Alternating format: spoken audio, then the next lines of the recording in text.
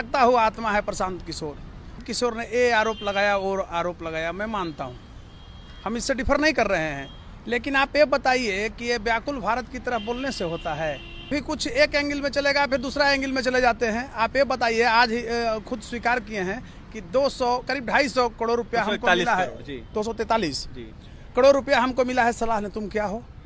Political bargainer है, इसका सपना है बिहार में कि हम 2-4 गो सीट भी किसी तरह इसी तरह से बार्गेन करके खींच ले। डिप्टी सीएम का सपना देखता है, लेकिन ये कभी पूरा होने वाला नहीं है। प्रशांत किशोर और केजरीवाल का तुलना मैं करता हूँ।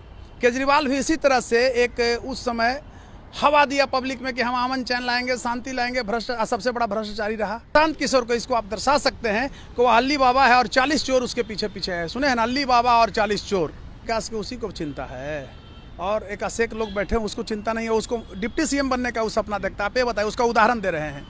एक किसी जाति को टारगेट करता है, समझ रहे हैं। दूसरी तरफ एक किसी तरह एन प्रकार कभी ओवैसी से बात कर रहा है। दुर्भाग्य, अभी तक इसकी दूसरी छवि थी। अब ये ओवैसी को जो हम लोग को गाली देता रहा है, सनातन संस्कृति वाले को, उसको ये अपने तरफ आकर्षित करना चाहता है। जनसुराज के सूत्रधार प्रशांत किशोर देखिए एनडीए के नेताओं पर लगातार हमलावर है, तो वहीं एनडीए के नेताओं को घोटालेबाज बता रहे हैं। बीते दिनों अशोक चौधरी पर आरोप लगाया था, फिर से एक बार देखिए अशोक चौधरी पर उन्होंने आरोप लगाया और इसके साथ ही साफ तौर पर कहा है कि जिस तरीके से उन्होंने नोटिस भेजा है, अगर वो माफी नहीं मांगते हैं सार्वजनिक तौर पर आकर या फिर नोटिस वापस नहीं लेते हैं तो 500 करोड़ के घोटाले का फाइल खोलेंगे। इसके साथ ही सम्राट चौधरी को भी निशाने पर लिया है और हलफनामे में जिस तरीके से उन्होंने उम्र दर्ज किया है, उसको देखते हुए एक मामले में उनको दोषी बताया और यह साफ तौर पर कहा है कि उप मुख्यमंत्री पद से उनको इस्तीफा देना चाहिए या फिर मुख्यमंत्री नीतीश कुमार को एक्शन लेते हुए जल्द से जल्द हटाना चाहिए। इन विषयों पर चर्चा करने के लिए हमारे साथ बात करने के लिए बिहार के जाने माने अधिवक्ता डॉक्टर कौशलेंद्र नारायण भाजपा के नेता भी हैं और मुखर होकर अपनी बातें रखते हैं। जुड़ेंगे, बात करेंगे। कौशलेंद्र जी, कैसे देख रहे हैं? पीके ने पूरे तरीके से तमाम अनेक नेताओं को देखते हुए, जो खासकर आप लोगों के नेता हैं सम्राट चौधरी, दिलीप जायसवाल और अब जाकर अशोक चौधरी को निशाने पर लिया और यह साफ तौर पर कहा है कि खुलासे करेंगे अगर जिस तरीके से नोटिस दिया गया है वो वापस नहीं लेते हैं। सर्वप्रथम तो मैं धन्यवाद देता हूं जो आप ये जो समसामयिक मुद्दा है, इस पर हमारा आम जनमानस में विचारों को ले जाने के लिए, लीगल एस्पेक्ट को ले जाने के लिए, सोशल एस्पेक्ट को ले जाने के लिए हम तक पहुंचे हैं। इसके लिए मैं व्यक्तिगत स्तर पर शुक्रिया आपको अदा कर रहा हूं। रही बात कि प्रशांत किशोर ने ये आरोप लगाया और आरोप लगाया, मैं मानता हूँ, हम इससे डिफर नहीं कर रहे हैं, लेकिन आप ये बताइए कि ये व्याकुल भारत की तरह बोलने से होता है? जब सब कुछ आरोप है तो उनको लीगल रूप से क्यों नहीं आते हैं?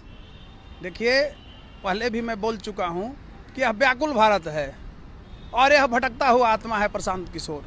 और भटकता हुआ आत्मा इस रूप में है, आप देखिएगा, ये कभी कुछ एक एंगल में चलेगा, फिर दूसरा एंगल में चले जाते हैं। आप ये बताइए, आज ही खुद स्वीकार किए हैं कि 200 करीब 250 करोड़ रुपया हमको मिला है, 243 करोड़ रुपया हमको मिला है। सलाह ने तुम क्या हो? अरे ये पॉलिटिकल बार्गेनर है, इसका सपना है बिहार में कि हम 2-4 गो सीट भी किसी तरह इसी तरह से बार्गेन करके खींच ले। डिप्टी सीएम का सपना देखता है, लेकिन ये कभी पूरा होने वाला नहीं है। दूसरी तरफ मैं बता रहा हूँ, प्रशांत किशोर और केजरीवाल का तुलना मैं करता हूँ। केजरीवाल भी इसी तरह से एक उस समय हवा दिया पब्लिक में कि हम अमन चैन लाएंगे, शांति लाएंगे, सबसे बड़ा भ्रष्टाचारी रहा। सबसे बड़ा भ्रष्टाचारी मुख्यमंत्री, वो तो ऐसा मुख्यमंत्री हुआ कि जब जेल भी गया तो वहाँ से इस्तीफा नहीं दिया। ये क्या है लोकतंत्र के लिए, बताइए? ठीक उसी राह पर ये प्रशांत किशोर जा रहा है। पहले एक चीज़ मैं कहना चाहता हूँ कि प्रशांत किशोर को इसको आप दर्शा सकते हैं कि वो अल्ली बाबा है और 40 चोर उसके पीछे पीछे है। सुने हैं ना, अल्ली बाबा और 40 चोर। आपने बोला उप मुख्यमंत्री बनना चाहते हैं, सार्वजनिक मंचों से वो कहते हैं कि मैं राजनीति करने नहीं आया हूँ, बिहार के विकास के लिए आया हूँ और बिहार को आगे बढ़ाने। बिहार के विकास की उसी को चिंता है और एक असेक लोग बैठे हैं, उसको चिंता नहीं है। उसको डिप्टी सीएम बनने का वो सपना देखता है। आप ये बताइए, उसका उदाहरण दे रहे हैं। एक किसी जाति को टारगेट करता है, समझ रहे हैं। दूसरी तरफ एक किसी तरह एन प्रकार कभी ओवैसी से बात कर रहा है। दुर्भाग्य, अभी तक इसकी दूसरी छवि थी। अब ये ओवैसी को जो हम लोग को गाली देता रहा है, सनातन संस्कृति वाले को, उसको ये अपने तरफ आकर्षित करना चाहता है। आप ये बताइए कि विशाल प्रशांत तरारी से चुनाव लड़ रहा था ना, लड़ रहे थे, अब तो माननीय हो गए, विधायक हैं, इसे उम्र में छोटे हैं हमसे, लड़ रहे थे, तो सबसे पहले एक बिरादरी को टारगेट किया। आप बताइए, कोई जरूरी है कि आप उनके फादर को आप इंगित कर रहे थे कि उनके बेटा हैं? आप ये बताइए कि बड़े बड़े लोगों को, ताकतवर लोगों का भी बेटा IAS IPS किया है कि नहीं? वो लड़का पर क्या दोष था। तो एक सामाजिक रूप से टारगेट करता है और हमारी शक्ति को कमजोर करना चाहता है, जो सनातनी शक्ति है। आपके नेता सम्राट चौधरी पर उन्होंने आरोप लगाया है, उन्होंने कहा है कि 8 मर्डर केस में अभियुक्त तो रह चुके हैं वो। पहले के दशक में देखा जाए तो 1900 के दशक में जो है कहीं ना कहीं जिस तरीके से सुनने में आता है, उन्होंने आरोप लगाया है कि उन पे मामला दर्ज हुआ था, जिसके बाद उनको सजा भी हुई थी। लेकिन हलफनामे में कहीं ना कहीं जिस तरीके से अब जाकर उम्र दर्शाया गया, इसको देखते हुए वो उस वक्त के समय में बालिग थे। लेकिन जब उनको जेल से छोड़ा गया था कोर्ट के आदेश के अनुसार, उस वक्त जो है वो कहीं ना कहीं नाबालिग दिखाए गए। तो इसको लेकर उन्होंने कहा है कि फिर से हम कोर्ट जाएंगे और कहीं ना कहीं घसीटेंगे कोर्ट में। देखिए, मैं खुल के आपको कहना चाहता हूँ, पहले ही मैं बोला ना कि लीगल मामले में रोड पर तर्क देने से नहीं होता है। सर्वप्रथम क्या होता है, आम जनमानस में हल्ला करने से नहीं होता। आप लीगल प्लेटफॉर्म पर ले जाइए, आप दोषी हैं तो जाइए, कौन रोका है आपको। ये बार्गेन करना चाहता है, ये डराना चाहता है एनडीओ को भी कि किसी तरह से एनडीओ हमको 2-4 को सीट दे दे। कभी आरजेडी देखते हैं, अभी आरजेडी का शिकायत नहीं कर रहे हैं, चुप हो गए, आशा है। अब वो वैसी की तरफ जा रहे हैं। ये क्या है ना, मैं इसके पहले एक इंटरव्यू में बोला था कि यह भटकता हुआ आत्मा है, प्रशांत किशोर भटकता हुआ आत्मा है और मुक्ति के लिए यह तड़प रहा है। और जब तक इसका पिंडदान नहीं होगा तब तक इसको मुक्ति नहीं मिलेगा। नहीं तो ये करेगा क्या कि अपने ही घर परिवार में जिसमें इसका बसेरा था, पहले इंडिया से ही इसकी पैदाइश है, और उसी को तबाह करेगा। भूत क्या करता है, आत्मा क्या करता है। अगर आप सनातन संस्कृति से जुड़े हुए हैं तो भूत का भी यही कहा है, उसको भी बैठाया जाता है। तो ये पागल हो गया है, ये गलती हो गया है यहाँ के नेताओं से कि इसको इतना तरजीह दिया एक फटीचर को। सबसे पहले तो ये झूठ बोला है कि हम IITian, इसका डिग्री दिखाइए, ये सब 3rd क्लासर और 2nd क्लासर है, आपको मैं बता रहा हूँ। अशोक चौधरी पर उन्होंने आरोप लगाया कि 200 करोड़ ही नहीं 500 करोड़ तक का उन्होंने घोटाला किया। उन्होंने बोला मेरे पास प्रमाण है और इसका खुलासा जल्द करूंगा। तो प्रमाण है तो ये क्या कर रहे हैं, ये बार्गेनिंग न हुआ।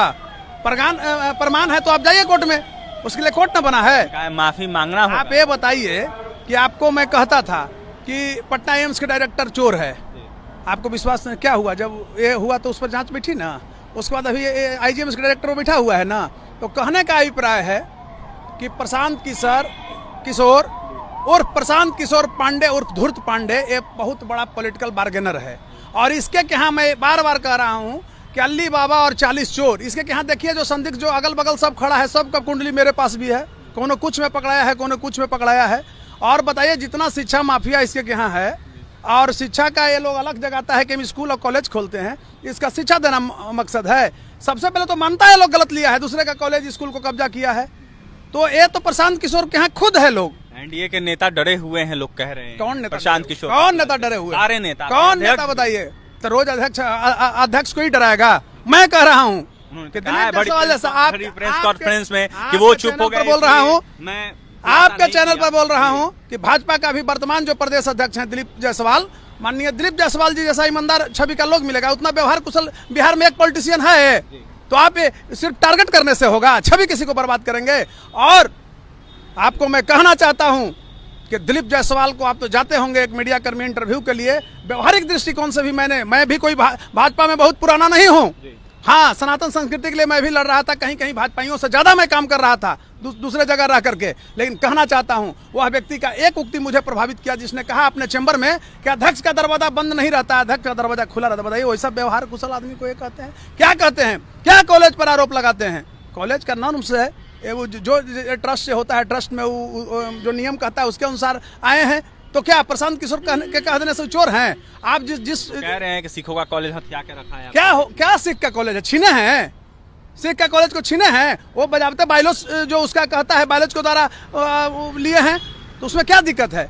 ट्रस्ट में कोई मरेगा तो किसी न किसी को होगा ही, एक तो कोई अध्यक्ष होगा ना उसमें, एक तो कोई अध्यक्ष होगा। गलत आरोप प्रशांत किशोर ने लगाया है। डॉक्टर कौशलेंद्र नारायण इस वक्त थे हमारे साथ, जो कि बिहार के जाने माने वक्ता व भाजपा के नेता हैं।